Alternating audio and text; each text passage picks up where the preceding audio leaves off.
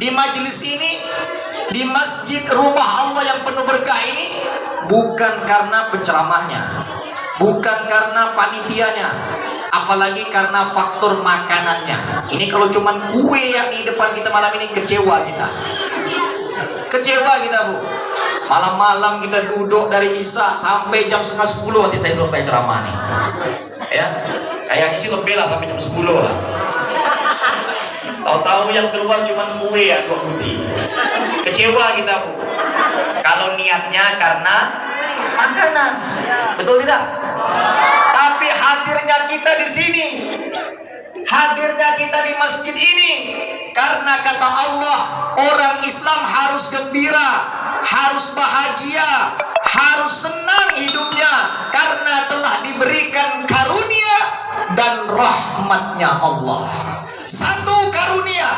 Apa karunia Allah? Semua nikmat yang Allah berikan, kalau kita yakini bahwa itu datangnya dari Allah, maka itu adalah karunia. Karunia itu tergantung orang yang menerimanya. Kalau dia bersyukur, maka Allah akan tambah. Kalau dia kufur, makin kaya makin jauh dari Allah, makin sehat makin gak pernah ibadah, maka karunia itu akan menjadi malapetaka. Maka karunia itu akan menjadi bencana, musibah. Tunggu saja tanggal mainnya. Orang-orang yang sehat tapi tak pernah turun ke masjid Al-Muhsinin, tunggu tanggal main kau. Ya, jangan nak bangun masjid jak besar-besar, rehab tapi orangnya tak ada. Ya, masjid ini diniatkan bangun bukan untuk bersaing-saingan dengan masjid Suada, tapi sungai sana tuh dekat Banjarnegara. Suada bangun, maka Muslim mau bangun juga. Tapi orang-orangnya ini mesti dididik. Ya, dulu sama Nabi pakai pelepah pun jadi, nggak pakai alas. Ya, di atas tanah, maka assalamualaikum warahmatullah, assalamualaikum warahmatullah, usap kening, pasir semua. Dulu nggak ada alas.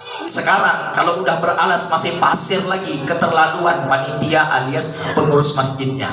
Sejadah bagus tapi pasir semua isinya. Kenapa pula? Tak ada yang bersihkannya.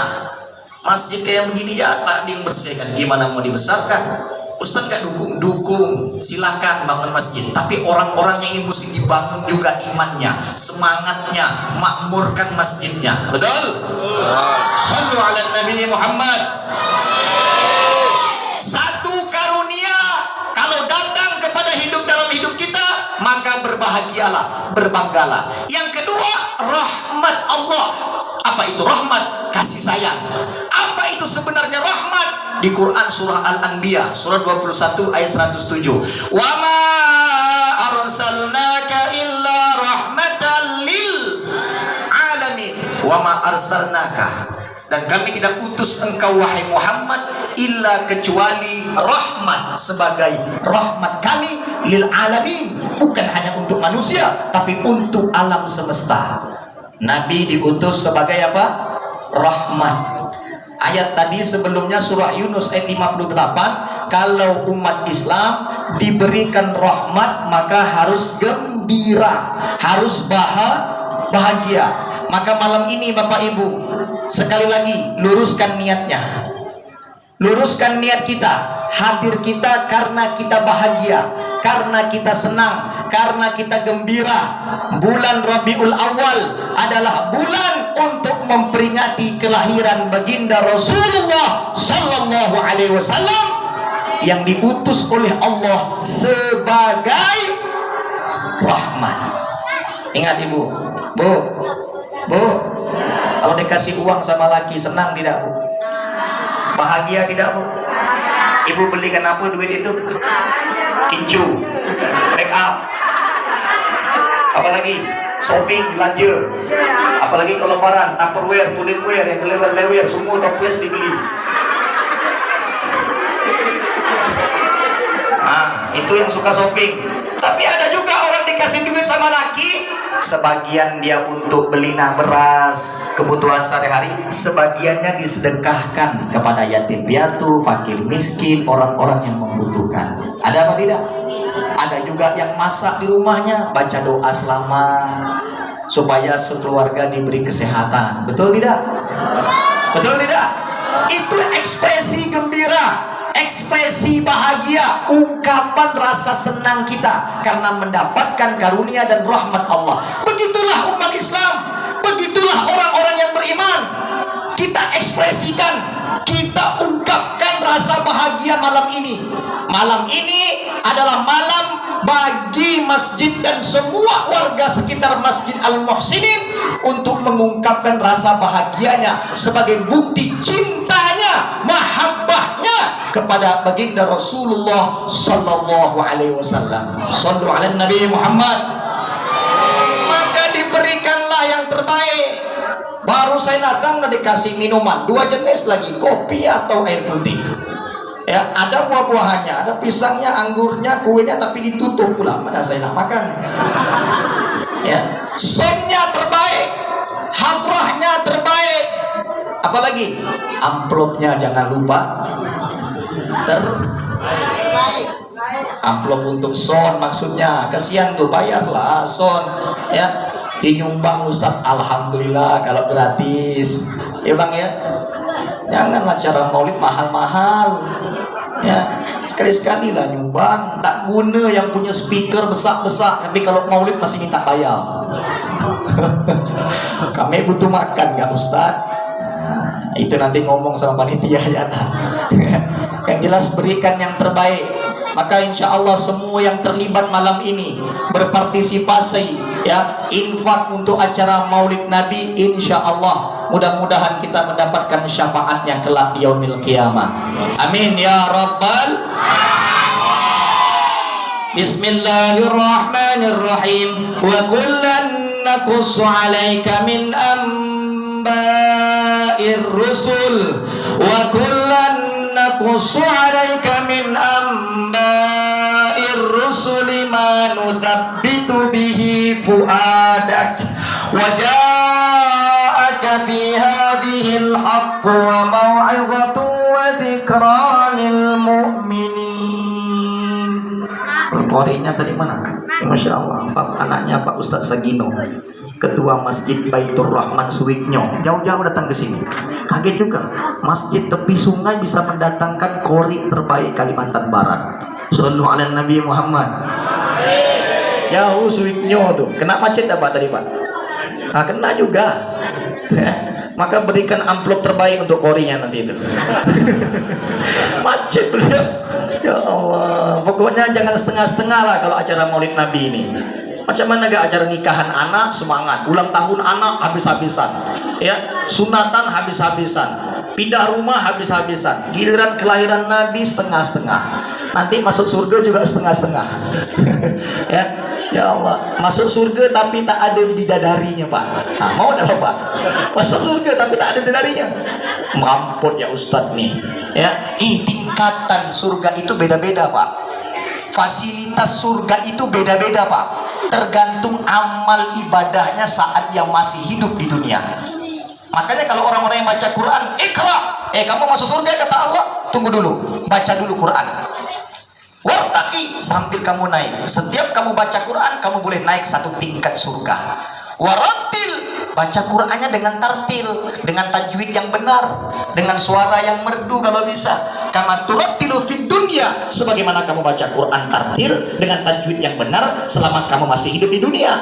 Kenapa? Fa inna manzilataka 'inda akhir ayatin taqra'u biha. Karena nanti tempatmu itu, fasilitas untukmu itu, surga yang terbaik untukmu sesuai dengan bacaan ayat terakhir yang kau baca selama hidup di dunia. Oh, bayangkan, makanya disuruh baca pelan-pelan.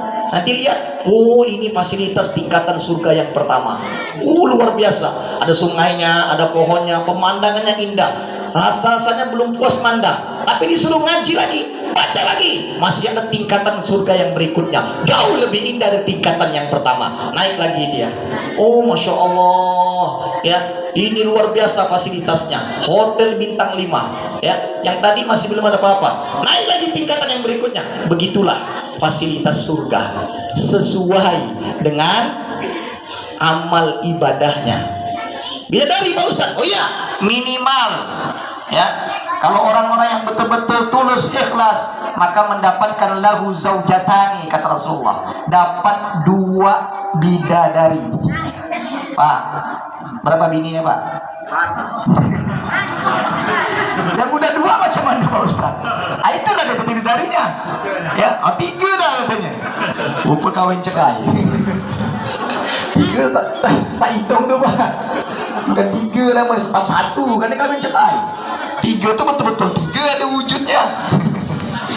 Lahu zaujatan. Tapi orang yang mati syahid, yang berkorban nyawa taruhannya, bukan lagi harta benda, jiwanya, nyawanya, maka kata Rasulullah, wa yuzawwiju snataini wa sab'ina minal huril ain, dia akan diberikan, bahkan dinikahkan ketika nanti dalam surga 72 bidadari.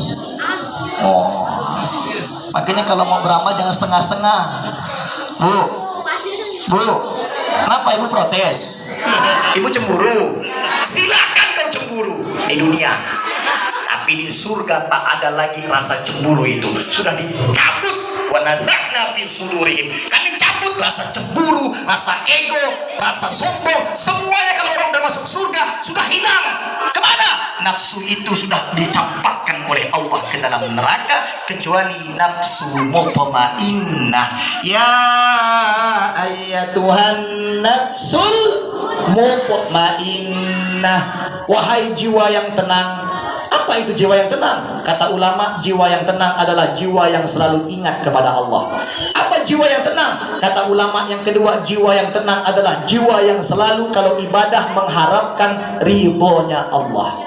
Yang ketiga, apa itu jiwa yang tenang? Kata ulama, jiwa yang tenang itu adalah jiwa yang rela atas takdir, ketetapan dan ketentuan yang telah ditentukan oleh Allah selama hidupnya, khairi wa syarri, mau yang baik atau yang buruknya, selama dia ridho, rela, maka itulah nafsu mutmainnah. Itu yang akan menemani dia untuk bersama-sama dalam surganya Allah. Adapun nafsu cemburu, ya bu, marah, nggak ada lagi itu di surga. Nanti saya cemburu sama suami saya Ustaz, dia 72, enggak ya.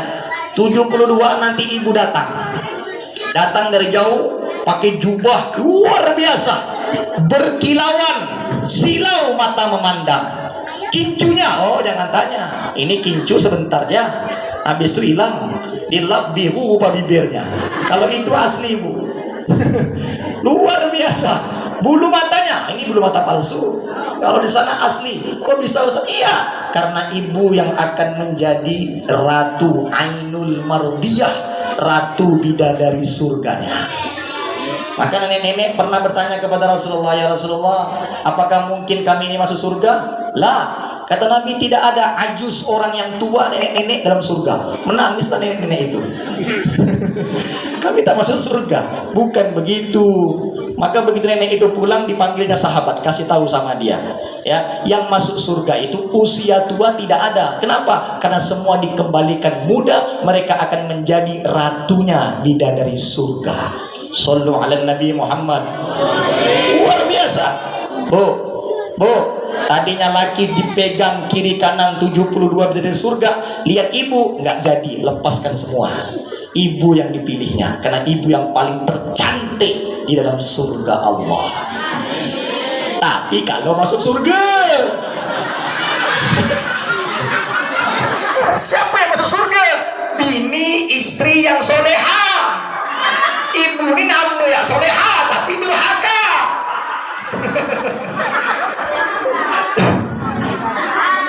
Bu, siapa itu wanita yang soleha? Almar'atu saliha idza nazara ilaiha sarraka. Kata Nabi, ciri wanita soleha yang pertama adalah kalau dia dilihat oleh suami, wajah istrinya ini menyenangkan hati suaminya. Ayo, kira-kira laki ibu nengok wajah ibu senang gak? Kok bisa direndam wajah ibu tuh?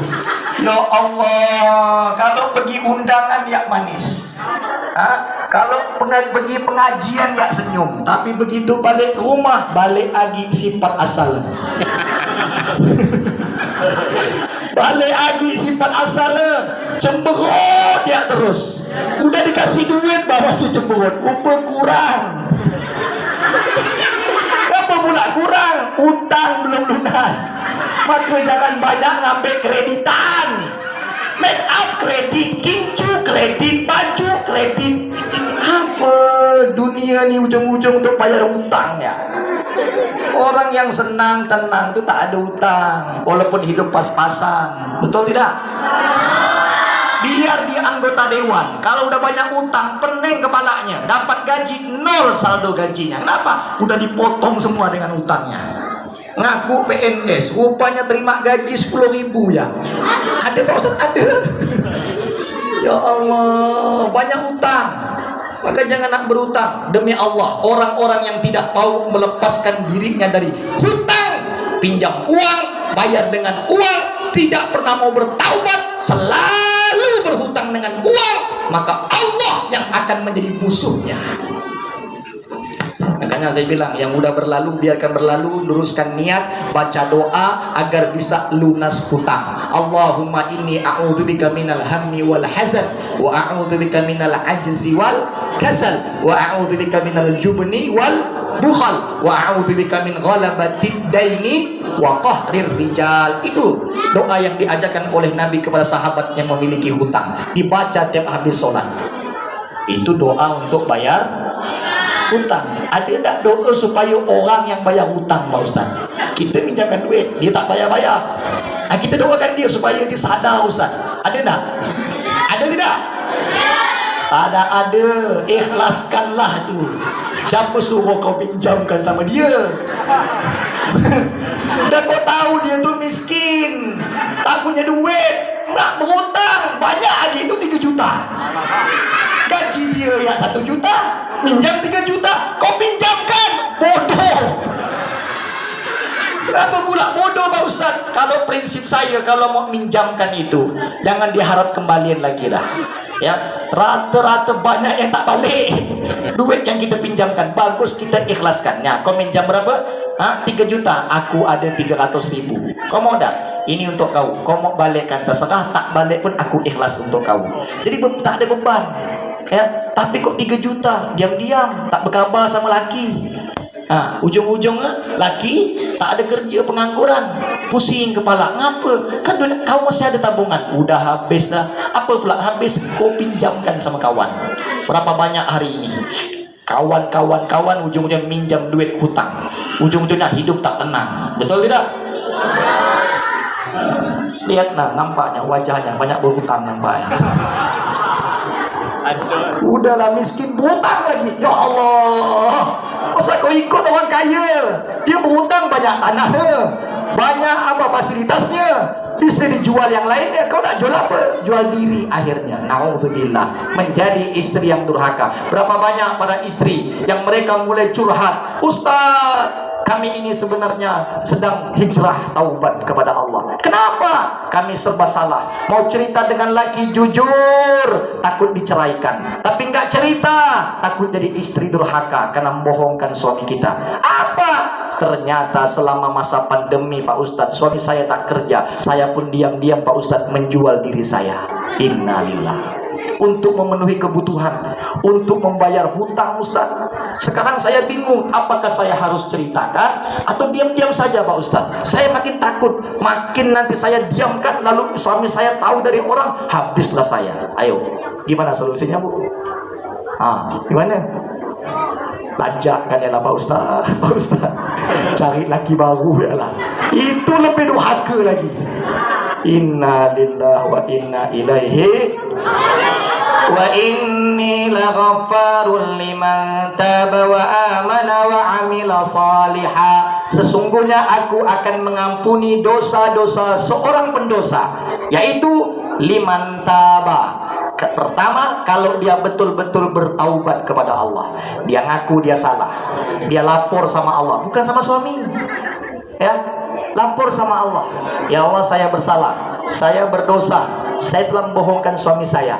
Ya Rob, kalau saya lapor sama suami saya akan diceraikan sama suami saya. Saya nggak mau, saya mau bertaubat ya Allah. Menangislah kepada Allah, mengadulah kepada Allah, berjanjilah untuk tidak mengulangi dosa itu. Wa amana, dan yakinlah Allah akan memberikan rahmatnya, Allah akan bukakan pintu maghfirahnya, ampunannya. Wa amila salihah, taubat saja nggak cukup, beriman saja nggak cukup. Kata Allah, wa amila salihah, kau mesti beramal soleh.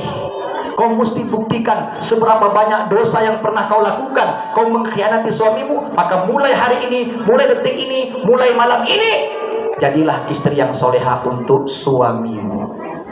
Allah akan tutup aibmu. Jangan pernah kau ceritakan sama orang. Makin kau ceritakan, makin ketahuan dosamu. Jangan kau ceritakan. Ini dosa ini luar biasa. Biarkan saja Allah yang maha baik menutup. Dan kalau kau betul-betul bertaubat, Allah akan jaga aibmu itu sampai hari kiamat nantinya. Sallu ala Nabi Muhammad. Subhanallah wa la ilaha illallah. Subhanallah walhamdulillah wa la ilaha illallah. Allah ya Allah, Allah, Allah, ya Allah, semuanya. Subhanallah, Allah,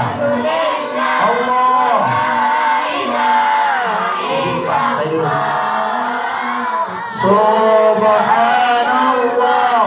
walhamdulillah, wala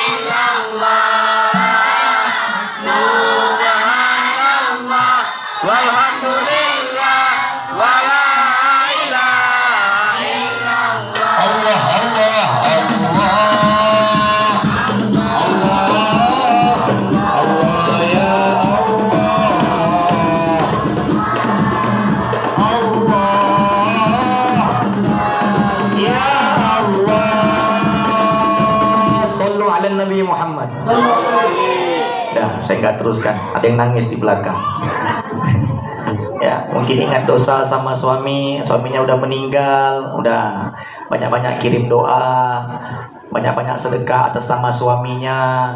Ya, nah, masalah mau dapat laki yang baru, minta sama Allah. Jangan minta sama Ustadz ada enggak stok Ustadz untuk suami kami ini, untuk janda-janda ini Pak Ustadz. Nah, jangan tanya sama Ustadz, minta sama Allah saja. Ya, tapi kami takut Pak Ustadz, nanti tak ketemu dengan laki kami yang pertama yang soleh, dapat laki yang kedua kurang soleh. Biarkan Allah nanti yang mempertemukan kita. Itu khilafiyah antara ulama saja itu. Ya, khilafiyah. Lanjut tidak? Lanjut. Udah malam? Belum. Udah lapar? Belum. Ustaz mau ceramah sebentar, mau lama, mau lembut, mau keras, nggak ngaruh dengan isi amplop. Udah disiapkan sama panitia. Ya, Ustaz terserah kau lah nak ceramah lama-lama. Tak ada berubah amplopnya, begitulah dia. Ustaz nak ceramah kayak mana pun dah itu dah. Jadi nak ngaruh ya. Yang ngaruh nih jamaah nih. Kira-kira masih betah dengar saya ceramah. Kalau dipuji disanjung jamaah betah, tapi kalau disinggung lari jamaah yang diam balik ke rumah. Makanya awas yang balik ke rumah ceramah belum selesai, tak ada uzur, tak ada sakit, kita doakan miskin 7 keturunan. Allah. Jahat enggak Ustaz nih. Janganlah balik belum selesai enggak saya ceramah nih. Kecuali kalau sakit ya, uzur yang tua-tua kita maklum saja. Shallu ala Nabi Muhammad. Wa kullan naqussu 'alaika min amba'ir rusul. Tadi surah yang kita baca, surah Hud, surah ke-11 ayat 120. Dan semua kisah kata Allah, 'alaika yang kami kisahkan kepadamu ya Rasulullah, min amba'ir rusul dari kisah-kisah Rasul, kisah Adam, kisah Idris, Nuh, Hud, Saleh, Ibrahim, Lut, Ismail, Ishak, Yakub, Yusuf, Ayub, Syuaib, Musa, Harun. Terus Zulkifli, Daud, Sulaiman, Yunus, Ilyas, Ilyasa, Zakaria, Yahya, Isa. Musanya belum. Nabi semua yang Allah ceritakan itu kata Allah, manuthabbitu bihi fuadak. Kami semua ceritakan itu ya Muhammad untuk meneguhkan imanmu, untuk meneguhkan hatimu, untuk menambah semangat perjuanganmu. Apa maksudnya? Para ulama menafsirkan ayat ini, kalau Nabi Muhammad masih butuh cerita nabi-nabi dan rasul-rasul sebelum beliau untuk meneguhkan iman beliau, padahal iman beliau selalu bertambah, untuk menambah semangat juang beliau, padahal Allah selalu memberikan semangat untuknya, maka kita yang bukan nabi, kita yang bukan rasul, jauh lebih butuh harus diberikan kisah-kisah nabi. Betul tidak? Betul. Kisah Nabi Adam, kisah Nabi Idris, Nabi Nuh, Nabi Hud, Nabi Saleh, ini semua untuk meneguhkan iman Nabi Muhammad. Berarti kalau kita umatnya Nabi Muhammad jauh harus sering-sering mendapatkan cerita tentang Nabi dan Rasul. Makanya kalau ada TPA, anak-anak ini nampaknya seragam TPA nih ya. Iya kan?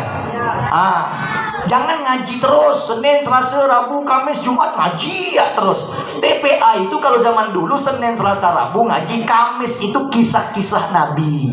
Kalaupun tidak sholawat, ya Thaibah, ya Thaibah. Hafal mereka itu ya. Apalagi Ahmadu ya Habibi. Hafal dia. Ada lagi satu lagu yang dulu itu, Ummi, Ummi. Bagaimana? Ummi ya lahnan. Tak hafal kan dia kan? Mana tahu dia tahunya duit, duit, duit. Emak, semua belajar lagu emak tak ada. Ya, macam mana lagu bapak lagi? Duit dia tahunya dia. HP, HP, HP. Itu tahu dia. Kalau emak tak ada, emak mau tahu kerja ke tak ada emak, sakit ke tak ada emak, tak peduli.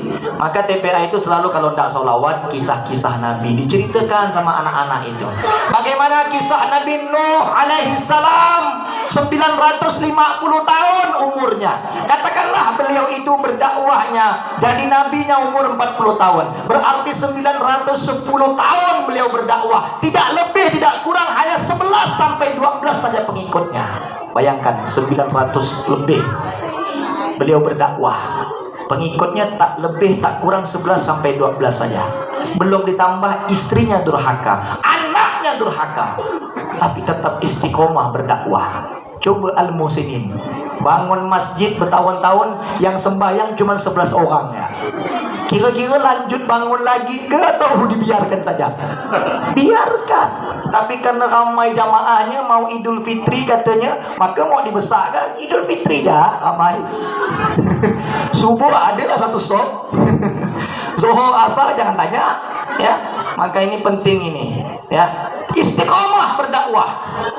Bukan untuk bangga-banggaan, tapi untuk mencari keridhaan Allah. Nabi Nuh tetap istiqomah mendakwahkan umatnya.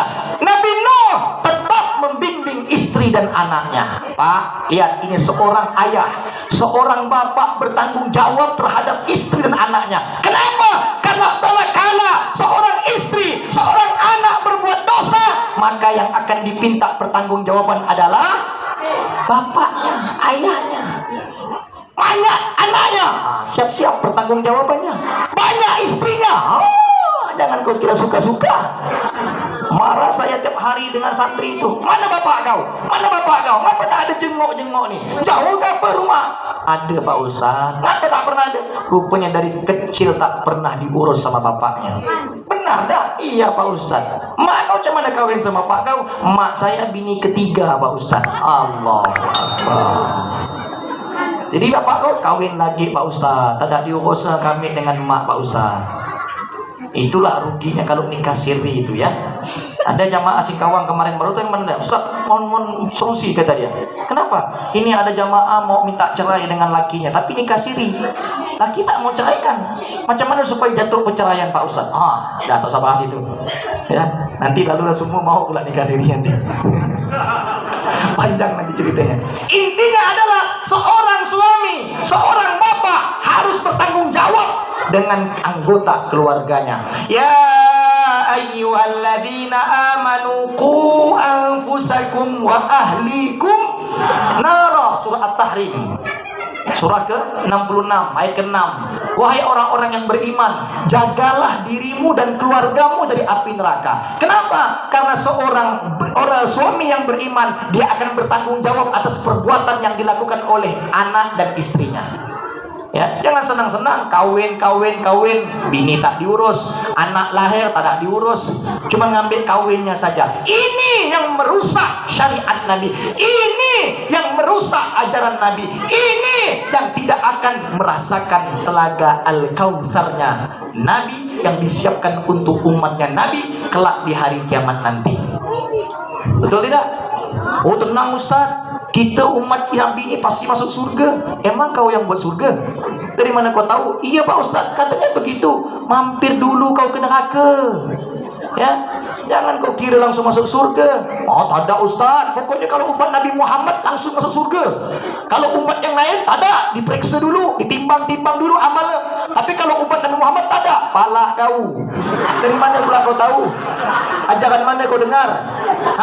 Saat nanti di yaumil mahsyar, di padang mahsyar, yaumul qiyamah, di hari kiamat, semuanya yauma yafirrul mar'u min akhi wa ummihi wa abi wa sahibatihi wa bani, semua lari dari anggota keluarganya, dari emaknya, dari bapaknya, dari anaknya, dari saudaranya, semua lari, masing-masing bawa diri sendiri.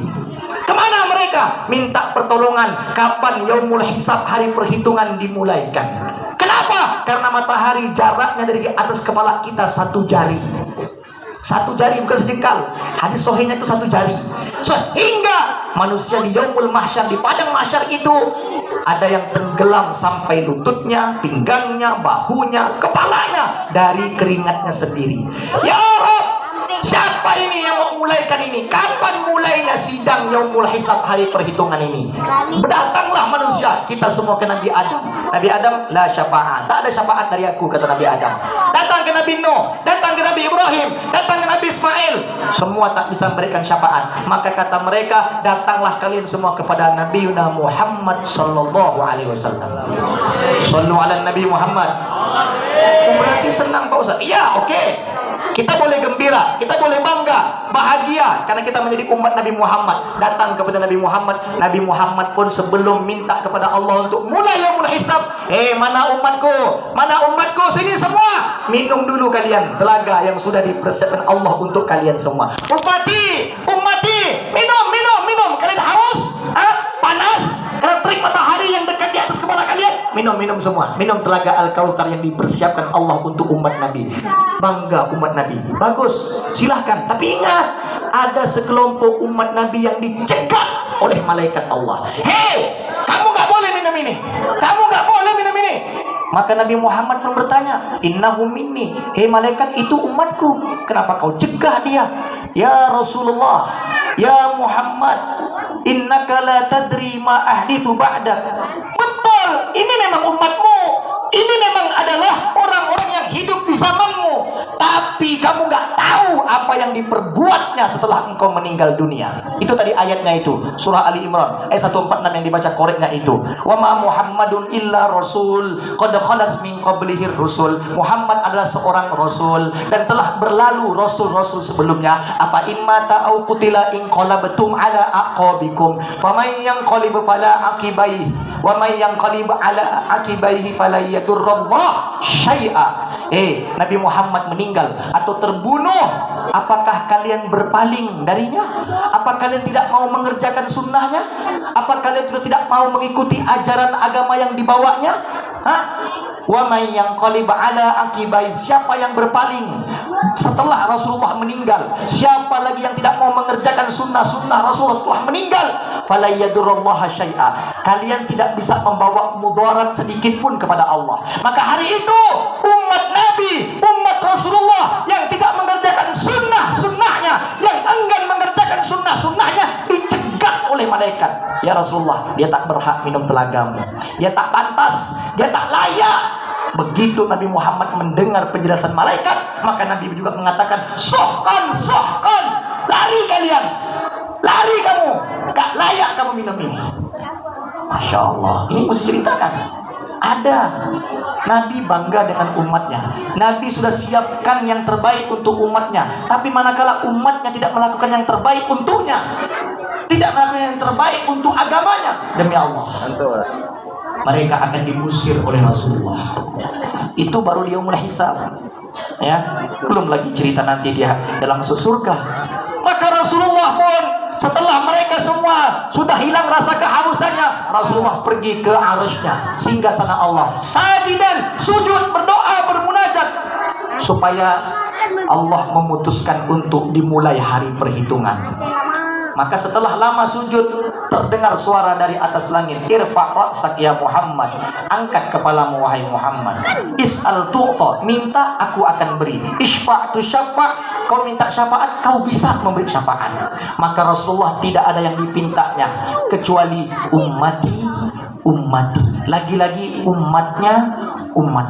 Masya Allah, betapa cintanya Rasulullah itu kepada kita, betapa sayangnya Rasulullah kepada kita. Ini suatu kebanggaan. Mohon maaf, bukan yang disebut istrinya 11 istri Nabi, 12 istri Nabi dalam riwayat lain, bukan itu yang disebutnya. Khadijah, Aisyah, bukan anaknya Fatimah, Zainab, bukan cucunya, keturunannya Hasan, Husain, bukan, tapi ummati. Artinya apa? Hei Anda yang bukan keturunan zuriat Rasulullah, jangan berkecil hati. Yang jadi zuriatnya Rasulullah, alhamdulillah, telah mendarah daging dalam dirimu. Jangan sampai kau memalukan keluarga Nabi. Betul?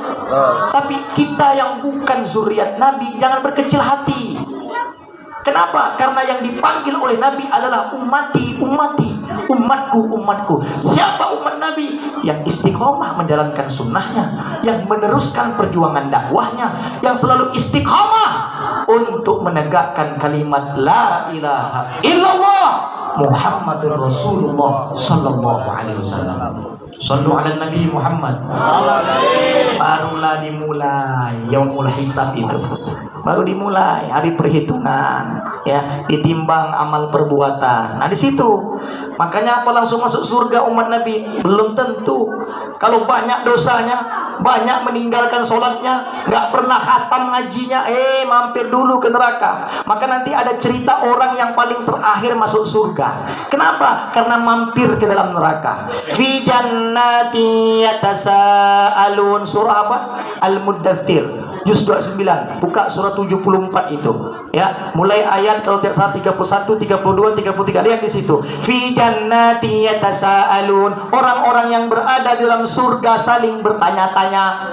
Tanya apa? Tanya kawannya. Dulu kita satu majelis, dulu kita satu sekolah, dulu kita satu gang, satu tempat, satu wilayah, satu desa, satu kecamatan. Terus satu perjuangan, satu hobi kita. Terus kenapa nggak ada ya? Lama aku tinggal di surga, tak ku tengok wajahnya. Pergi aku surga tingkatan kedua, ketiga, keempat, tak ada juga jumpa sama dia. Kau tengok dah dia? Tak ada. Kau tengok dia? Tak ada. Kemana dia? Saling bertanya-tanya orang-orang yang di dalam surga ini. Bertanya siapa? Kawannya kemana? tetangganya kemana? Hah? Mana dia ini? Keluarganya mana? Artinya ada yang tidak masuk surga. Kemana mereka? Masalakakum fi saqar. Ternyata mereka singgah ke neraka Sakor. Ya, begitu udah selesai disiksa sana, barulah mampir, baru disuruh masuk surga. Maka kawan-kawan yang sudah tinggal masuk surga lebih dulu bertanya, kau dari mana? Emang apa? Kami udah lama tinggal di surga, kami udah lama menikmati surga, tapi kau baru datang, baru muncul. Dari mana? Rupanya singgah ke neraka Sakor. Apa sebab kau singgah? Kami tak singgah-singgah, langsung masuk dalam surga. Qalu, mereka menjawab, lam naku minal musalli. Dulu kami hidup di dunia tak ada sholat, makanya kami singgah dulu. Yang penting sholawat Pak Ustaz. Kalau orang sholawat masuk surga, biarlah tak sholat, yang penting sholawat. Pala kau kok menyan. Ajaran mana kau ikut? Makanya hati-hati anak-anak. Ya honono. Oh, ikut maju sholawat, bagus. Tapi jangan sampai tak sholat. Isya tak ada, subuh tak ada. Surga apa yang nak berdapat? Nabi itu surganya udah jelas, tapi sholat masih bengkak kaki. Betul tidak? Betul tak? Kau bengkak kaki apa? Ngejak layang putus. Bukan sholat. La haula wala quwata. Lam naku minal musallin. Orang-orang yang tak sholat, demi Allah, kalian akan merasakan siksaan dalam neraka Sakor sebelum kalian masuk surga. Ya, apalah Ustaz, singgah ya kan? Kan cuma singgah Pak Ustaz. Innalillah. Dia anggap remeh siksaan neraka itu. Dia anggap enteng siksaan neraka itu. Bahkan ada artis di Jakarta itu mengatakan, tak apa kalau kami tinggal neraka, yang penting artis-artis ini ngumpul semua, bisa reunian, bisa kumpul makan-makan, bisa ngerujak sama-sama. Ya Allah, ini orang-orang yang fasik, rusak imannya, rusak akidahnya, munafik dia. Dia akan dimasukkan oleh Allah pertama kali ke dalam neraka. Innal munafiqina wal kafirina. Yang pertama kali masuk neraka bahasanya dalam Al-Quran itu munafik, bukan kafir dulu. Kalau kafir udah pasti masuk neraka, tapi yang pertama kali dicelokkan ke dalam neraka itu kata Allah munafik dulu. Kenapa? Islam dia, syahadat dia, tapi rusak imannya, rusak akidahnya karena tidak menjalankan sholat 5 waktunya. Shallu ala Nabi Muhammad. Orang-orang yang tidak sholat, biarpun dia sholawat, demi Allah, nanti bagian habib, bagian ustadz, bagian pendakwah yang lainnya bicara masalah, oh sholawat ini bisa masuk surga, oke, ya, nggak ada masalah itu hadisnya. Tapi saya ingin tegaskan lagi, kalau Anda cuma sholawat tapi tidak melaksanakan sholat, Anda akan merasakan nerakanya Allah. Ini bahaya Pak, hadis nih Pak. Yang penting sholawat ya katanya, sholat tidak perlu. Dari mana? Apalagi orang-orang yang bermakrifat Pak. Oh, kau tuh kulitnya belum isi.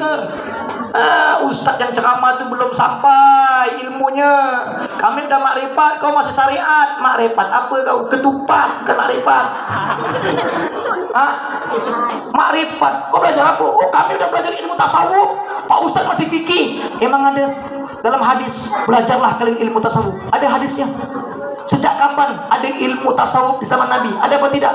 Jangan kau cerita tasawuf. Tasawuf itu suatu amalan pribadi untuk mendekatkan diri kepada Allah, mendekatkan diri kepada Nabi. Begitu kau bisa rasakan itu, kau bisa merasakan kenikmatannya, cukup untuk diri kau sendiri.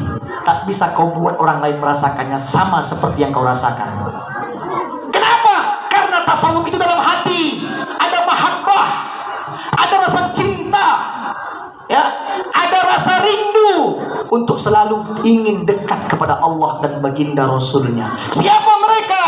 Imam Al-Ghazali, ya, Imam Al-Ghazali sibuk, bahkan dalam riwayat lain disebutkan saking sibuknya menuntut ilmu, saking sibuknya menulis ilmu sampai tak menikah dalam hidupnya.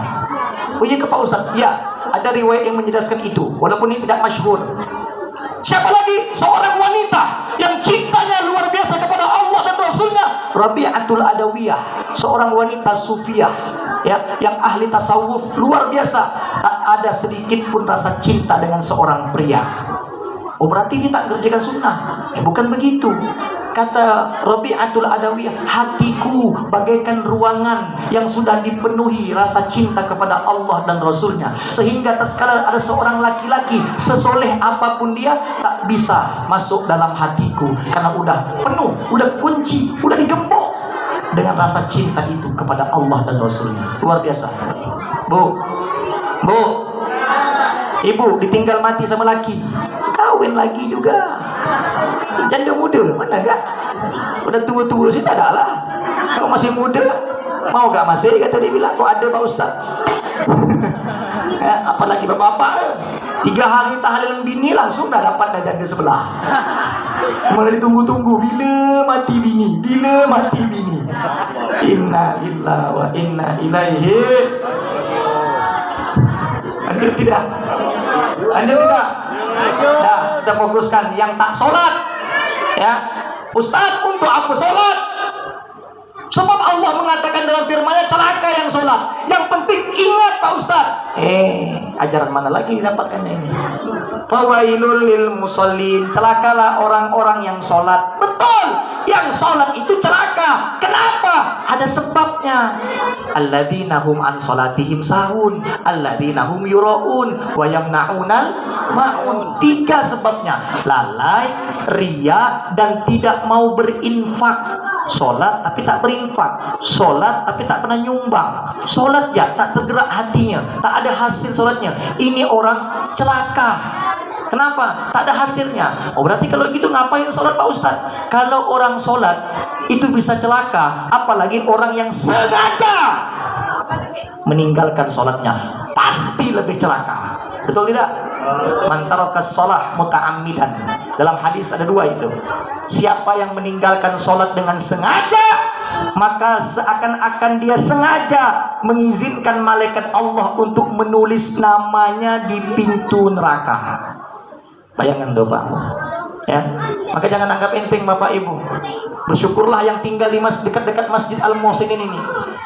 Begitu azan Allahu Akbar, cahaya Allah masuk ke tetangga-tetangga masjid.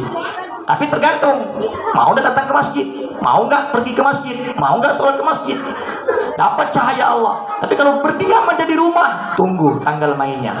Allah akan berikan teguran, peringatan, bahkan murka untuk mereka. Naudzubillah. Qalu lam naku minal musallin. Yang pertama, orang-orang yang singgah ke neraka adalah orang-orang yang tidak melaksanakan sholat atau alias sengaja tidak mau sholat. Yang kedua, walam nakunu tu'imul miskin. Dulu kami di dunia sibuk sendiri, tak peduli dengan orang miskin. Ya, tak peduli sama anak yatim, makan untuk kenyang dia saja. Tetangganya kelaparan tak diperdulikannya. Ada tetangga anak yatim, ya, coba dilihat udah makan ke belum dia. Ya, ada janda yang udah tua, nggak punya kerja, ya, luar biasa miskin. Kita nggak pernah peduli sama dia. Nauzubillah. Maka orang-orang ini juga akan singgah ke dalam neraka. Tidak peduli sama orang miskin. Maka saya bilang tadi, saya ceramah di Masjid Salatul pagi-pagi tadi, ya, duit kas masjid ini boleh digunakan untuk menyantuni anak yatim dan fakir miskin. Kalau udah bagus masjid ini, udah cukup fasilitasnya, banyak duitnya, jangan kau simpan satu. Itu udah pernah saya singgung di khutbah Jumat. Ya, saya kira jerak pengurus masjid nak undang saya, karena saya ini nyinggung pengurus masjid yang suka nyimpan duit kas masjid. Rupa diundang lagi ceramah. Oh, berarti cocok selera berarti. Ya, boleh digunakan. Cari, ya, anak-anak yatim fakir miskin yang betul-betul nggak mampu. Duit kas ada 50 juta, sisihkanlah 2 juta, 3 juta, nggak seberapa, lebih bermanfaat. Jangan sampai dia mencuri duit kas masjid. Tengok masjid apa tuh, Swadiri itu, udah jebol tok masjidnya. Jangan sampai Al-Muhsin juga bernasib sama. Ya, bukan saya jelekkan masjidnya, bukan. Jangan sampai anak-anak kita yang kecil-kecil kayak begini bingung mau cari uang, ujung-ujungnya duit kotak amal masjid diambilnya. Gara-gara apa? Karena dinengok saldo kas masjid puluhan juta. Untuk apa kata dia? Bagus aku ambil yang di kota ini kata dia. Yang celaka lagi pengurus masjid ini, ambil lah kata dia, bukan duit aku bah kata dia. Nah kau ni macam mana? Ya, tak peduli dia. Sengaja dibuatnya begitu. Nauzubillah. Maka lebih baik duit kas itu digunakan. Kami di pondok pesantren itu 25 juta, ya, 25.000 rupiah untuk mengumpulkan 25 juta. Tiap bulan melaporkan sama jamaah. Duit dipakai untuk ini, untuk ini, untuk ini. Sisanya 300.000 rupiah. Bekalot jamaah. Ngapa Ustaz sisakan sikit Ustaz? Ustaz itu masih banyak butuhnya untuk santri-santri Ustaz. Salah lagi saya bilang. Duitnya banyak, salah. Duitnya sedikit, salah lagi. Mestinya Anda bangga kalau duit itu dipakai. Berarti mengalir pahala untuk orang yang telah berinfak. Betul tidak? Betul. Duit kalau ngendap, belum dipakai, belum ngalir. Belum jadi amal jariah, cuman menjadi amal ibadah. Berinfak pahala dia, supaya ngalir pahalanya, dimanfaatkan uang itu untuk sesuatu di jalan Allah. Betul tidak? Ini kadang-kadang juga pengurus masjid duitnya banyak 50 juta, mau merenovasi masjid, buat lagi panitia, tak boleh ganggu duit kas masjid. Pokoknya pembangunan harus pakai duit pembangunan katanya. Duit ini tak boleh diganggu. Innalillah. Ada lagi yang salah tuh, ya. Kenapa? Rupanya dipakai sama bendaharanya untuk nyekolahkan anak. Allah, duit kos 50 juta. Sekali dicek-cek di bank rupanya cuma 5 juta. Ada ke Pak Ustaz? Ada, bukan di sini. Sana jauh. Di kubur raya kemarin saya ceramah, mengadu para jamaah. Ternyata bendaharanya bandal togel di sana. Bayangkan tuh Pak, apa tak dipecat? Macam mana nak mecat dia orang kaya? Apa sebabnya? Ustaz, kalau seandainya duit kas masjid hilang, maka dia bisa ganti karena dia orang kaya. Dia kaya karena bandal togel. Itu pun kok dia menang, kok dia kalah, bangkrut, nak ganti pakai apa? Tak bisa Ustaz. Di toko di sini kami dah sepakat, pokoknya yang kaya jadi bendahara masjid. Innalillah. Yang jadi bendahara itu yang amanah, bukan yang kaya. Kaya pun dia tidak jujur, tidak amanah, dipakai duit masjidnya. Bercampur lagi dengan togelnya. Mana yang halal, mana yang haram. Syubhat. Tak jelas halal haramnya. Wa man waqa'a fi syubhat waqa'a fil haram. Kata Nabi, kalau siapa yang terjerumus pada perkara yang syubhat, maka dia terjerumus pada perkara yang haram. Luar biasa. Pantas tak berkah masjidnya. Kok bisa tak berkah Ustaz? Maksudnya jamaahnya kok kayaknya tak betah di masjid itu. Ada apa? Rupanya banyak yang dibangun pakai duit togel tadi itu. Innalillah. Kayak begitu Pak, dipecat Pak, pecat. Macam tak ada orang lain ya. Ya, ganti bendahara yang lainnya. Maka ini supaya mengalir pahalanya untuk jamaah, digunakan uangnya. Baik, yang ketiga, qalu lam naku minal musallin wa lam naku nut'imul miskin wa kunna nakhudu ma'al khaidin. Yang keempat, wa kunna nukadzibu biyaumiddin. Saya ambil 3 saja. Wa kunna nakhudu ma'al khaidin. Suka kumpul sesuatu yang sia-sia, nggak ada manfaatnya. Apa contohnya? Main gaple tengah malam sampai jam 3 subuh, pakai coret-coretan di pipi lah, pakai jepit baju di telinga lah, di hidung lah.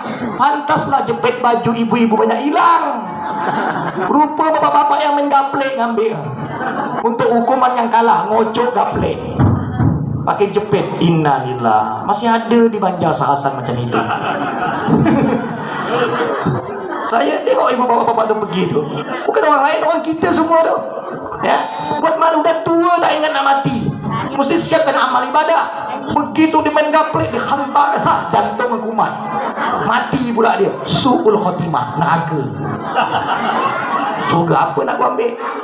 Biar kau rajin solawat, ya. Tapi kalau kau mati su'ul khotimah, habis ceritanya. Kok bisa gitu Ustaz? Innamal a'malu, bukan. Ada lagi satu, innamal a'malu bil khawatim. Sesungguhnya amal perbuatan tergantung pada penghujung hidupnya. Kalau kau nak nengok orang ini ahli surga atau ahli neraka, kau tengok matinya. Saat-saat dia mau mati rajin ibadah kendak dia? Saat-saat dia mau mati itu, apakah dia sudah taubat atas dosa-dosanya? Kalau taubat dia, hijrah dia, bagus dia. Biar dia dulu narkoba, biar dulu dia pernah bunuh orang, tapi dia sudah hijrah, sudah taubat, mati dia, maka dia adalah penghuni surganya Allah. Mana hadisnya tuh? Ada dah buku hadis bawah tuh. Buka hadis arba'in yang kelima itu. Ada golongan seseorang yang jaraknya dengan surga sudah hampir dekat sehasta. Fayasbiqu alaihil kitab, tapi sayang. Ya, takdir Allah lagi nih. Maka dia pun di penghujung kehidupannya melakukan amalan perbuatan dosa, mati, masuk dalam neraka. Sebaliknya ada orang yang udah dekat dengan neraka, tapi dia bertaubat kepada Allah, akhirnya dia masuk dalam surga. Artinya apa? Jangan pernah bangga dengan amal ibadah. Ustaz, saya jadi pengurus masjid udah 20 tahun, amal saya cukup dah. Lalu saya kepengen pensiun, terus saya kepengen sholat di rumah ya Pak Ustaz, boleh tak? Tak boleh. Kenapa pula? Selama kau masih sehat, selama kau masih bisa mendengar azan, langkahkan kakimu, sholat ke masjid. Jangan pernah merasa cukup. Ustaz, saya udah haji 2 kali, umroh udah 10 kali. Sholat saya di Masjidil Haram 2 rakaat lebih baik daripada 100 ribu rakaat di mana? Masjid Al-Muhsin ini.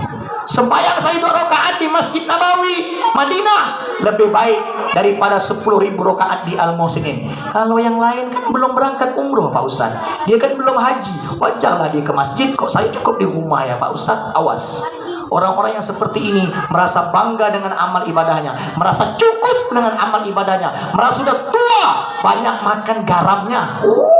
Luar biasa itu orang-orang tua itu. Kalau orang tua sini bukan, aduh tuh sana jauh. Aku udah puas makan garam, kau tuh baru lahir. Aku udah puas sembahyang di masjid, kau kan belum, kau lah yang ke masjid. Aku tak perlu. Awas, orang-orang seperti ini mati dia dalam keadaan bicara seperti itu, maka matinya su'ul khatimah. Ngeri Pak. Maka tadi itu, kalau mau lihat orang itu ahli surga apa ahli neraka, lihat penghujung kehidupannya. Makin dekat sama Allah atau makin jauh. Jangan lihat masa lalunya, jangan kau hakimi masa lalu seseorang. Iya dulu dia pernah berdosa, iya dia dulu pernah membunuh, iya dulu dia pernah mencuri, tapi lihat ujung akhir kehidupannya. Taubat gak dia? Datang gak dia ke masjid? Sholat gak dia? Kalau sudah seperti itu, insya Allah. Bukankah kita pernah mendengar kisah seorang wanita yang gara-gara memberi air minum kepada seekor anjing, lalu surga. Oh enak benar ya Pak Ustaz ya. Penzina jual diri, pelacur, lalu ngasih minum anjing masuk surga. Oh kalau gitu saya mau gak Pak Ustaz? Ya, jual diri, ada anjing haus saya kasih air minum, surga. Bukan begitu. Memahami hadisnya, jangan kau memahami hadis berdasarkan kemauanmu sendiri. Carilah tafsir para ulama muhadditsin. Bagaimana menafsirkannya? Itu seorang penzina luar biasa. Memang dia penzina, pelacur dia, pendosa dia. Tapi saat dia melihat di tengah jalan ada seekor anjing yang kehausan, dia kasih air minum. Sejak itulah dia berniat, dia berazam untuk memperbaiki diri. Dia ingin bertaubat kepada Allah. Mati, maka matinya dalam keadaan husnul khatimah.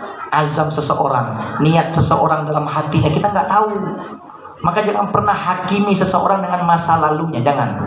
Ya, jangan pernah hakimi. Maka ibu juga begitu, kalau mempertahankan rumah tangga, jangan lihat masa lalu suami, lihat suaminya yang sekarang. Udah berubah belum? Belum Pak Ustaz. Masih kayak dulu. Doakan lagi. Sampailah kematian menjemputnya. Ya, kasih dia kesempatan, terus kasih kesempatan untuk menjadi suami yang terbaik buat ibu. Suami juga begitu. Ya, kasih kesempatan istri itu buat jadi istri yang terbaik. Nabi Nuh tidak menceraikan istrinya, Nabi Lut tidak menceraikan istrinya, Nabi Muhammad pun tidak menceraikan istrinya. Hampir semua nabi tidak ada yang menceraikan istrinya. Kenapa? Karena itulah ujian bagi seorang suami. Itulah tiket bagi suami untuk menuju surga yang abadi. Tatkala dia sabar mendidik istrinya, tatkala dia sabar membimbing istrinya, walaupun istrinya agak sedikit suka ngomel tiap malam, ya, maka insya Allah suami yang seperti itu akan didambakan surga. Begitu juga seorang istri, Sayyidah Asia, istrinya Fir'aun, tak pernah ngeluh terhadap suaminya, tapi tetap mempertahankan rumah tangganya dan berdoa kepada Allah. Akhirnya Asia masuk dalam surga, dibangunkan istana. Tapi lakinya Fir'aun laknatullah masuk dalam neraka. laki ibu udah macam Fir'aun belum? Abu, udah macam Fir'aun belum? Belum, jangan minta cerai. Ya, teruskan, pertahankan. Jauhkan bala. Kata bapak belakang, jauhkan bala lah. Tapi jangan sampai nikah beda agama. Saya ceramah kayak begini di Perum 3, itu jamaah protes. Ustadz nih ceramah tak jelas katanya. Kawan kami itu Pak Ustadz nikah beda agama, lakinya udah murtad. Jadi kata Ustadz tadi, walaupun laki macam Fir'aun, pertahankan ya rumah tangga. Jadi laki dia nih Pak Ustadz udah murtad, tapi baik Pak Ustadz. Ya, maka tak cerai. Macam mana? Itu jelas hukumnya. Batal hukum pernikahannya itu. Tetap jatuhnya zina, dan udah selesai itu, udah jatuh talak itu perceraian. Karena nikah beda agama dalam syariat Islam tidak diperbolehkan. Bedakan kasusnya itu. Zaman Nabi Musa lain ajarannya, ya. Zaman Nabi Muhammad Al-Qur'an kitabnya. Walaupun ada persamaan tapi ada perbedaannya. Ada perbedaan syariatnya. Jangan disamakan. Nanti mentang-mentang dapat laki orang kafir, kata Pak Ustadz tak apa, yang penting tak macam Fir'aun. Nauzubillah. Lanjut. Jam 10 sudah. Ini baru kata sambutan, baru pengantar nih. Belum masuk sampai ke dalam, belum. Bagaimana siksaan dalam neraka itu? Dah, terakhir ialah kita ambil siksaan aja. Yang mana lo nih? Siksaan dalam neraka ke siksaan dalam kuburan lo yang mau diceritakan nih? Kubur. Hah? Kubur. Belum mati belum? Kubur. Ya. Bismillahirrahmanirrahim. Hal ataka hadithul ghashiyah, wujuhun yawma idzin khashi'ah, 'amilatun nasibah, tasla naran hamiyatan, tusqa min 'ainin aniyah, laisa lahum ta'amun. Hafal nih, ayo, yang maju. Siapa yang hafal Al-Ghasyiyah, Ustaz kasih hadiah. Ayo, cepat. Ayo. Mana. Daniel. Duit. Ayo, Al-Ghasyiyah. Ayo maju sini, cepat. Anak yang TPA. Jangan emaknya. Makhluk ibu, cepat Al-Ghasyiyah. Oh, kok ada duit cepat memang. Kalau ada hadiah tak mau dia. Cepatlah, ini pula. Cepat. Tenang ya, nanti panitia ganti deh Ustaz, tenang ya. Ayo. Al-Ghasyiyah. Hafal, bagus. Anak DPA hafal Al-Ghasyiyah. Ini.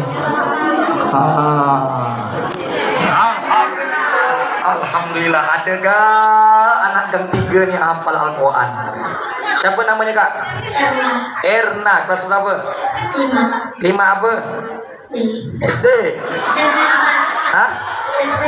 SD 11 ya. Ikut TPA? Ikut. Hari apa aja TPA? Hari apa aja TPA? Senin, Selasa, Rabu. Terus? Enggak.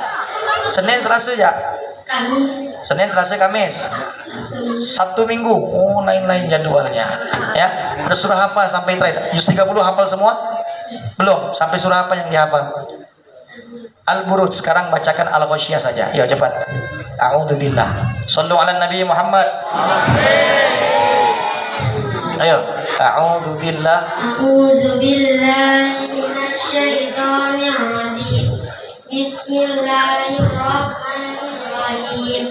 Al-ataka haditsul ghashiyah, wujuhun yawma idzin khashiyah, amilatun nasibah, tasla naran hamiyah, tusqa min 'ainin aniyah, laisa lahum ta'amun illa min dhari, La yusminu.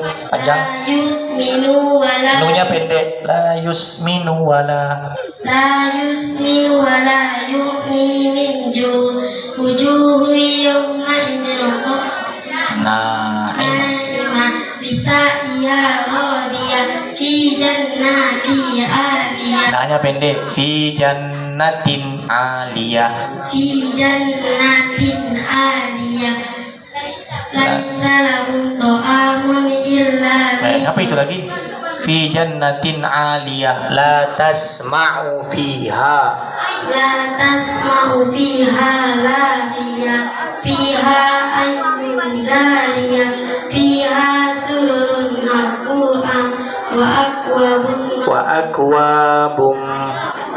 akwabun mawdu'ah wa nama wa namaliku mabsus masfufa masfufa wa biyu mabsus sadaqallahul sallu ala Nabi Muhammad.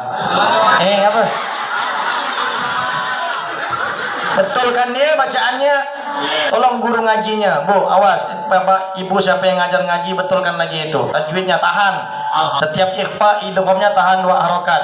Wujuhun yawma idzin khashi'ah 'amilatun nasibah tasla naron hamiyah.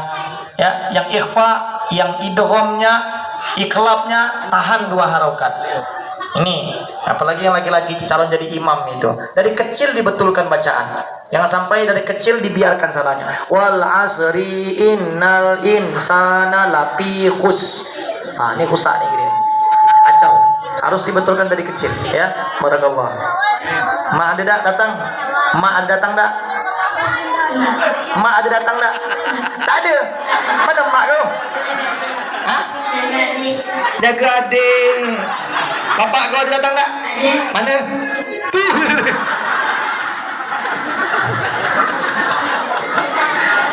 Ngaji yang ya. Nanti saya masuk pondok. Ya, sallu ala Nabi Muhammad.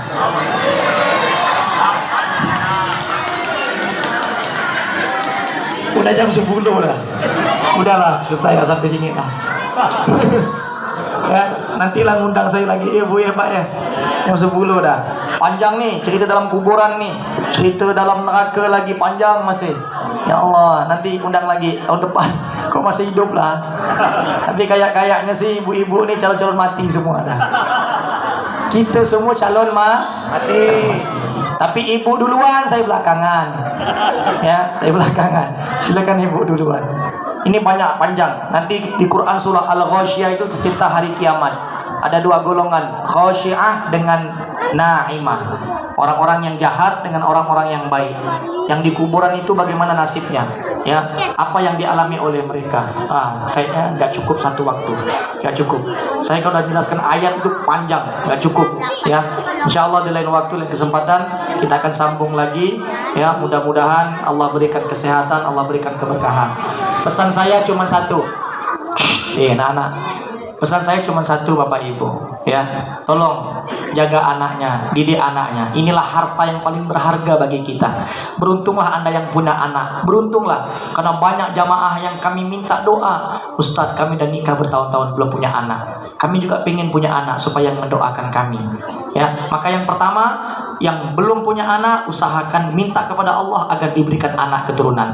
Yang sudah punya anak, tolong didik anaknya itu untuk dekat kepada agama Islam, untuk bisa baca Al-Quran. Jangan sampai bapaknya tak pandai baca Quran, emaknya tak pandai baca Quran, anaknya pun tak pandai baca Quran. Lalu siapa yang akan menyelamatkan nanti ketika di dalam neraka yang penuh siksaan? Nggak ada yang narik kita.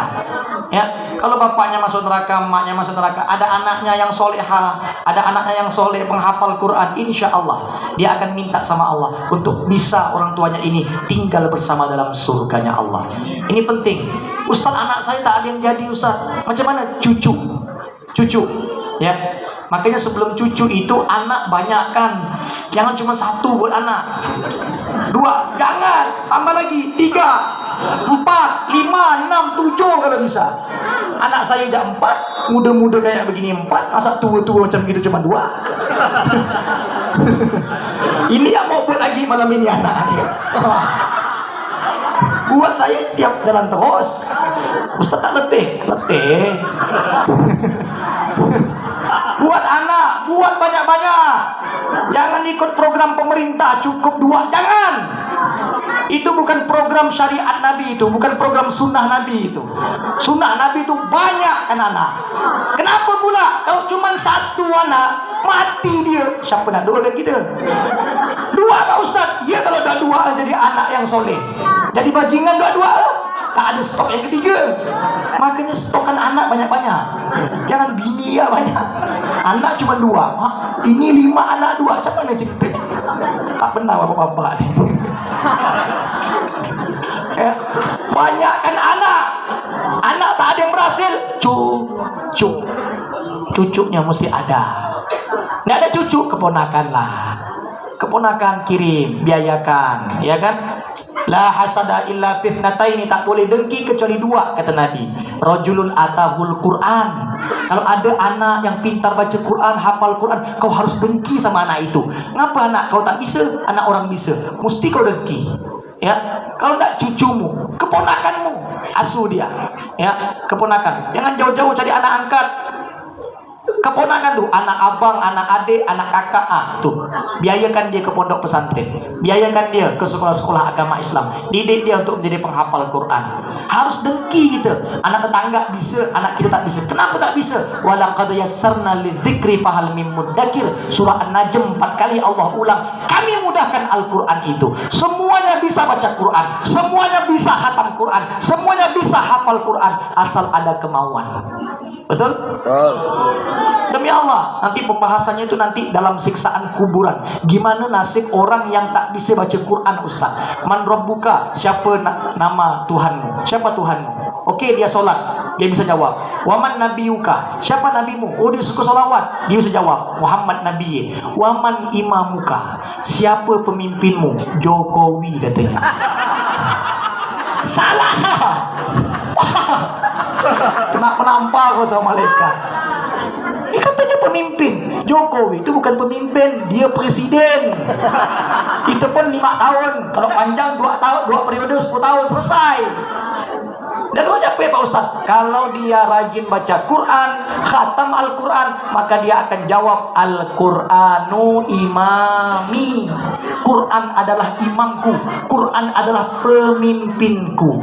Itu yang khatam Quran. Yang tak khatam, apa nak dijawab? Al. Apa pula? Dulu ngaji tak selesai.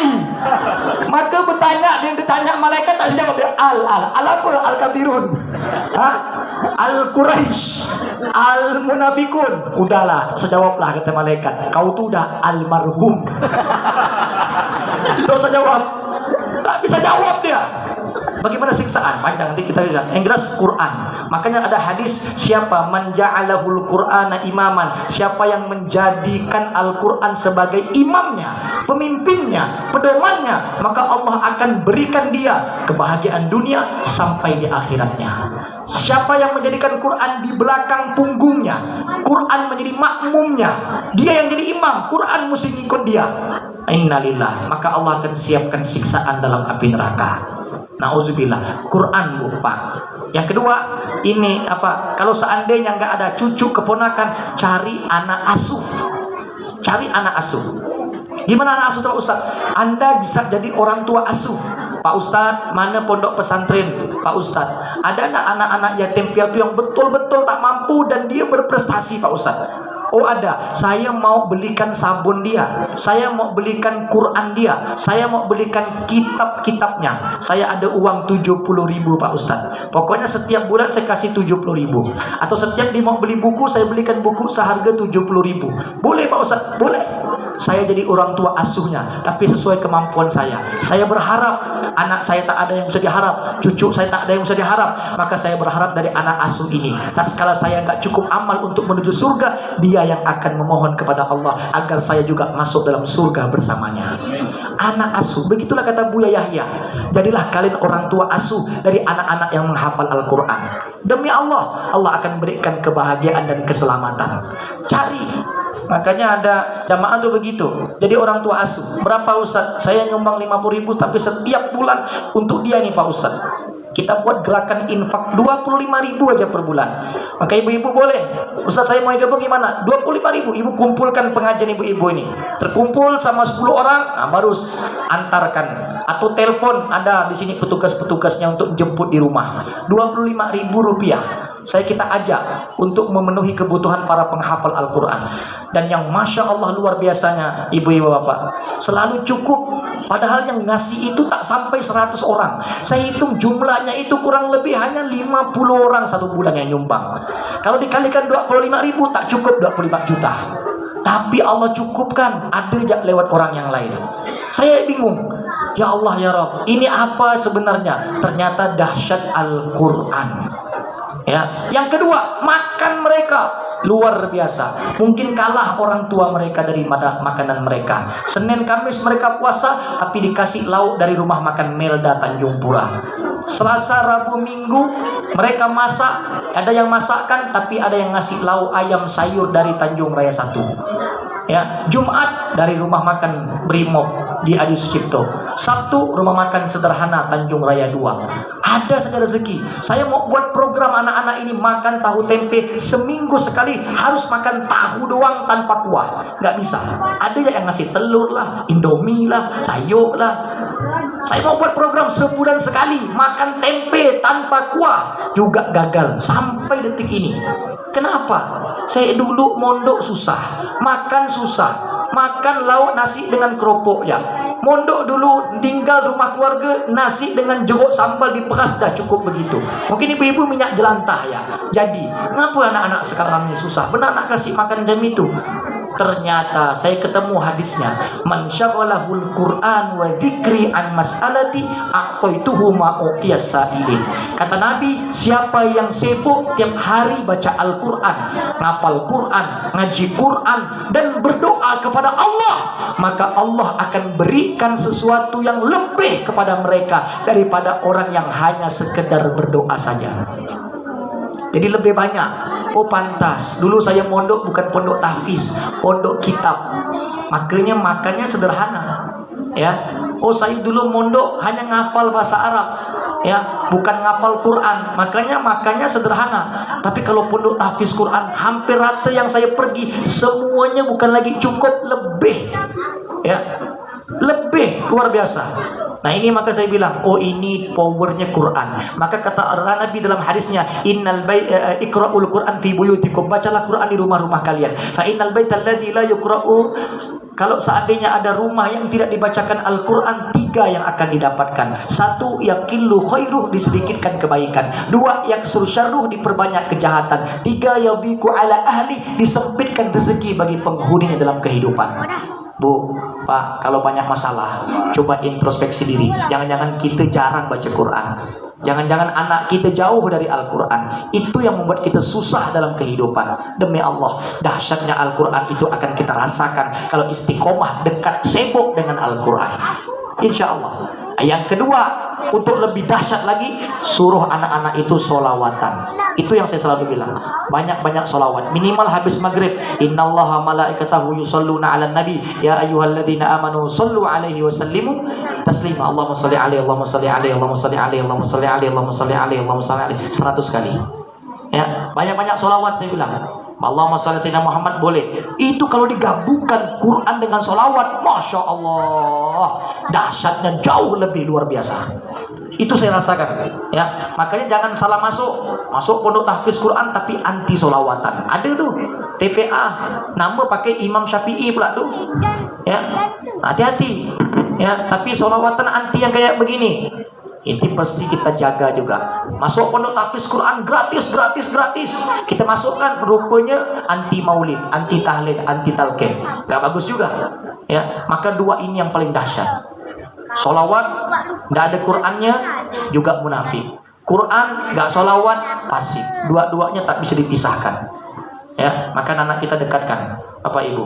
Yang terakhir pesan saya adalah, yang boleh dengki kata Nabi adalah rajulun atahu malan wa huwa yunfikuhu ana al-laili wa ana an-nahar. Dengkilah sama orang yang suka berinfak. Dia kalau dapat duit nyumbang ke masjid, dengkilah.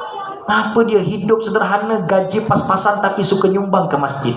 Acara maulid, Masya Allah, dia paling banyak nyumbangnya. Dengkilah sama orang kayak begitu.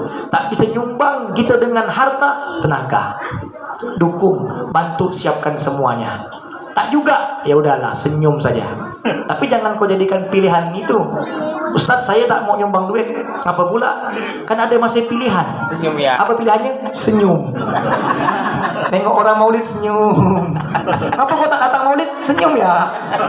Insya Allah pahala. Maka begitu dia sakit, dapat musibah. Aduh, ya Allah, ya Allah, tolong aku ya Allah, ampuni aku. Kata Allah, Senyum ya. aku senyum ya tengok kau.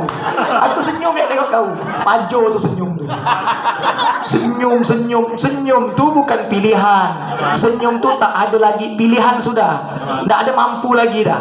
Ya, setiap hari kita senyum. Tapi bukan berarti nyumbang tuh harus cuma senyum. Jangan, kalau mampu dengan duit. Kalau mampu dengan tenaga. Jangan pilih yang senyum. Ya. Ya Allah ya Rabb.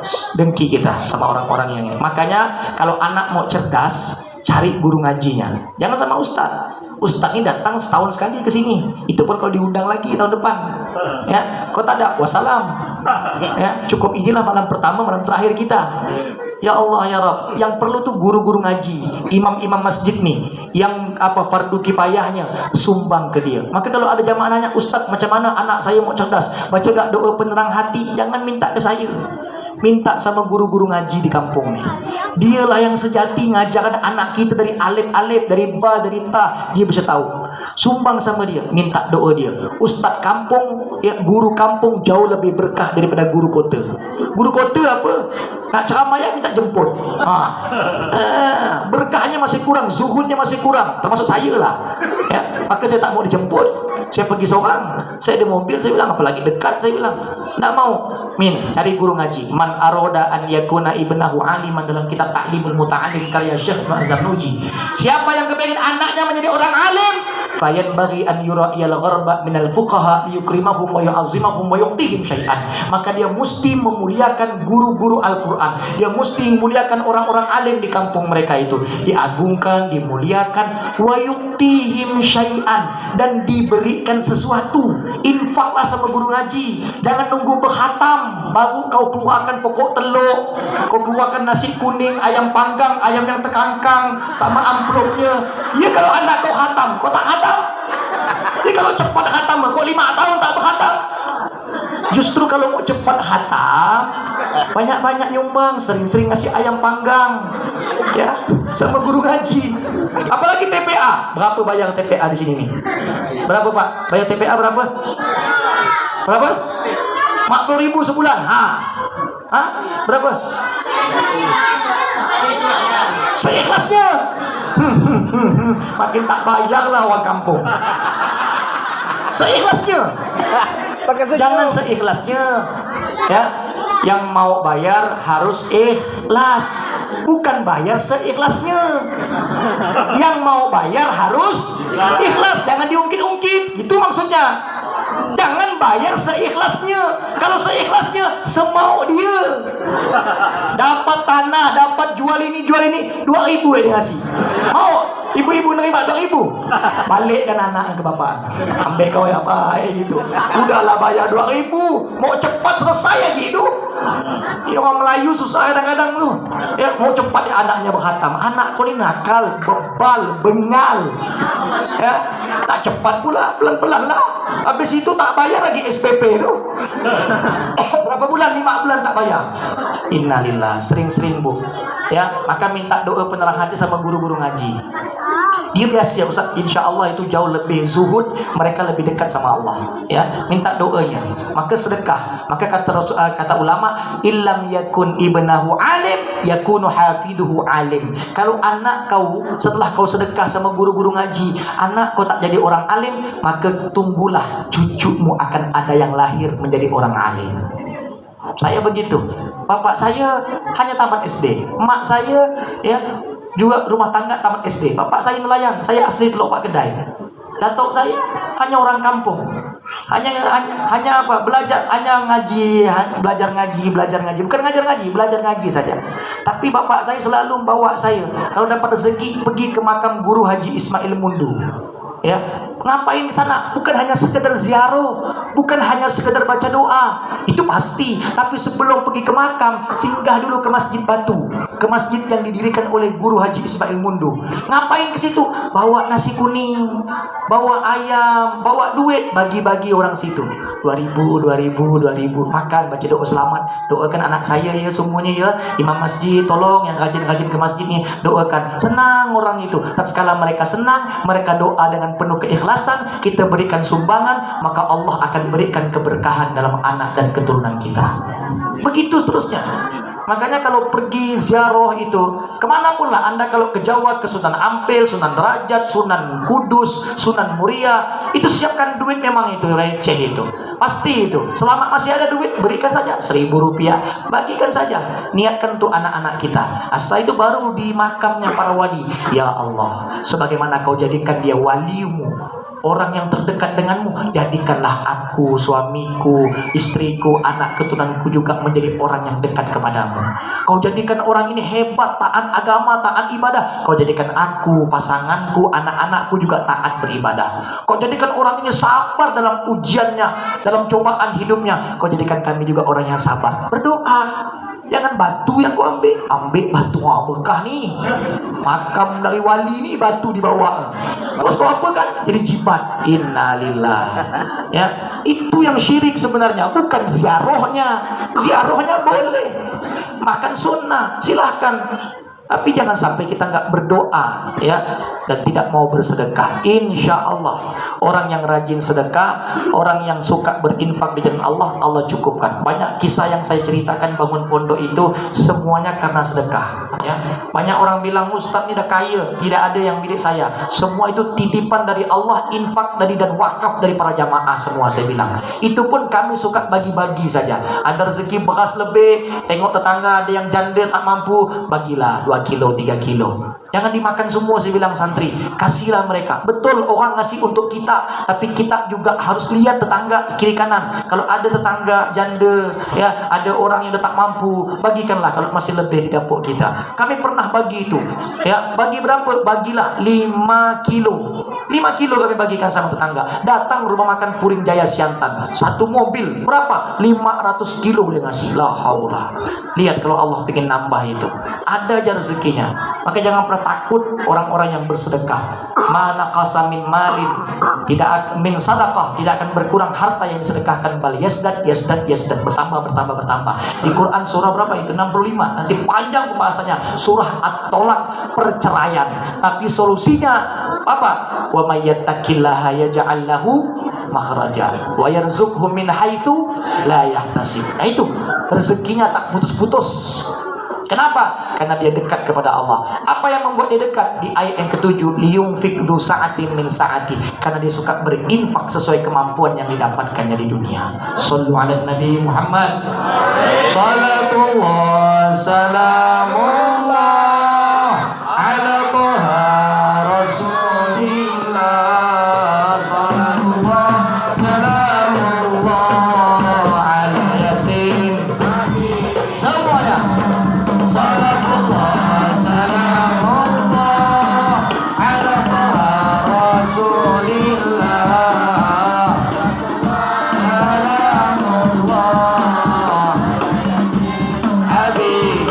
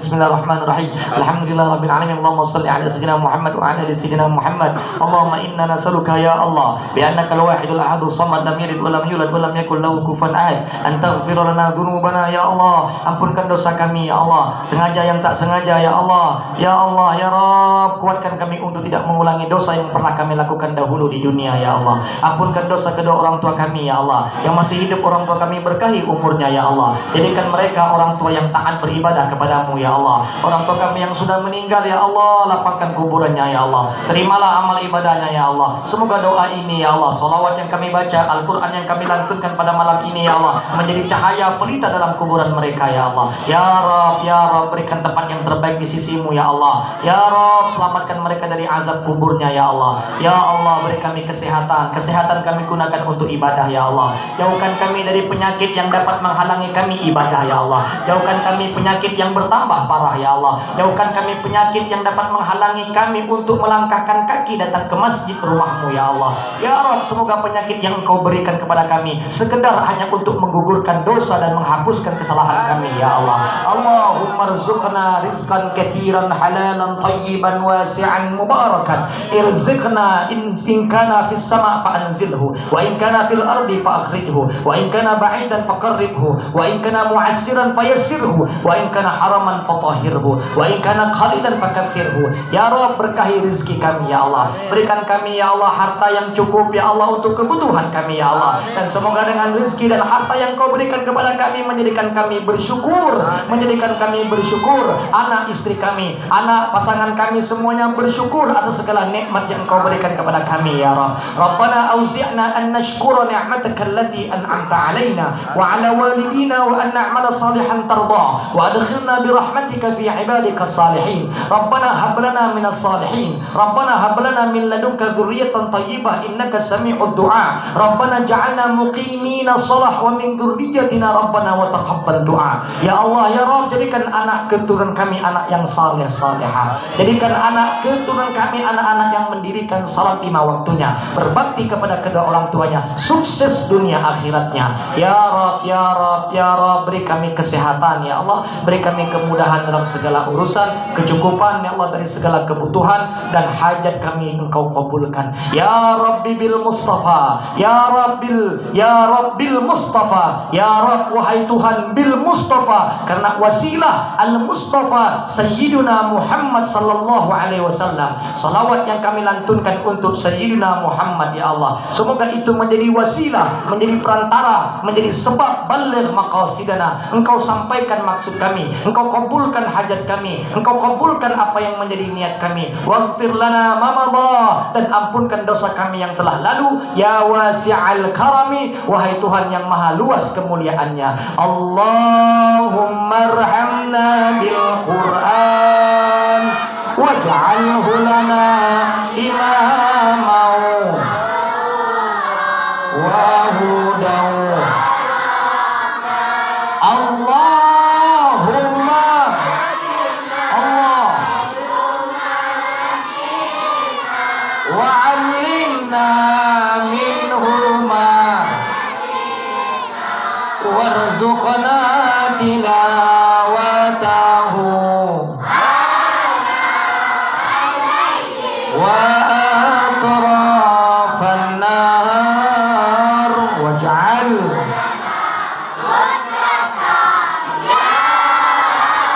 Rabbal Allah rahmati kami dengan Al-Quran, jadikan ia pimpinan, cahaya, petunjuk dan rahmat. Allah ingatkan apa yang terlupa, ajarkanlah yang tak diketahui. Rizkikan kami membacanya siang dan malam sepanjang. Jadikan ia penolong kami ya Rabbal. Wassallallahu ala sayyidina Muhammadin nabiyil ummi wa ala alihi wa sahbihi wa baraka wa sallam. Subhana rabbika rabbil izzati amma yasifun. Wassalamun alal mursalin walhamdulillahi rabbil alamin. Saya mau kasih Masjid Al Muhsinin kalender pondok tahun 2022. Isinya foto ulama. Di depan foto saya. Kalau nggak senang robekkan saja, ya. Ada ini Januari, Februari ada foto Habib Rizik, ada foto Habib Umar, ada foto Habib Ali Al-Hamid Zainal Abidin, Habib Ali Zainal Abidin. Kemudian yang kedua, Maret April ada foto Ustadz Adi Hidayat, Ustadz Abdul Somad sama Buya Yahya. Kemudian yang ketiga, Mei Juni foto Ustadz Ahmad Al-Habsyi, A'akim dan Habib Syekh. Kemudian halaman berikutnya ada foto Habib Hanif, Habib Bahar sama Habib Taufik Asgab. Kemudian berikutnya almarhum K. Haji Zainuddin MZ, Habib Munzir Al-Musawa sama Habib Hasan Baharun. Dan yang terakhir, ini anak-anak banyak nggak tahu anak-anak nih. Apa itu nih? Kenal nggak? Ustadz Jeffrey Al-Bukhari almarhum. Nggak tahu mereka itu. Kemudian Ustadz Arifin Ilham almarhum sama Syekh Ali Jaber. Ini foto-foto almarhum bersama kata-kata mutiaranya. Mohon ketua masjid penyerahan kalender, ya, kenang-kenangan, ya, foto-foto santri. Ayo, kenang-kenangan. Allahumma sholli alaihi. Ayo.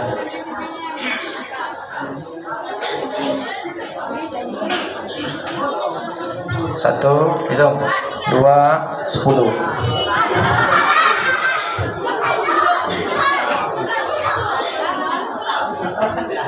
Sudah? Shallu ala Nabi Muhammad. Jamaah mau? Mau. Nah, infak, jangan gratis. Infak. Ada kalender itu infaknya Rp25.000, modalnya Rp18.000, infaknya cuma Rp7.000 saja, ya. Itu 7 lembar. Nah, di situ ada informasi pondok kami, ada rekening pondok, ada alamat pondok, di situ ada semua foto-foto ulama untuk kalender tahun 2022. Jadi bagi yang berminat silahkan. Saya kira hanya itu. Mohon maaf bersambung episode ceramah kita, jangan kemana-mana, ya, setelah yang satu ini, ya. Insya Allah semoga kita panjang umur, sehat walafiat, ketemu di lain waktu dan kesempatan. Wallahu muwaffiq ila aqwamit thoriq. Wassalamualaikum warahmatullahi wabarakatuh.